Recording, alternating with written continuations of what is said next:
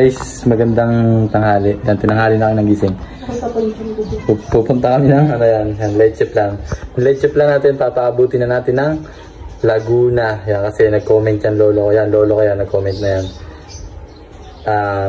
Nag-comment sa leche plan natin. Ngayon, syempre wala nang patumpik-tumpik pa.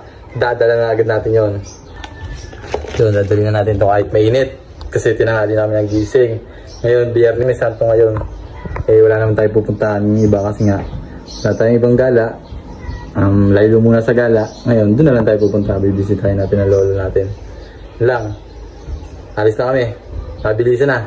3, 2, 1. Guys, nandito nga pala kami sa tindahan kasi dito kami pinapatambay ni lolo kasi aircon nga rito. Wala dito kinuhain ha? Opo, tapos na po. Tapos lang po.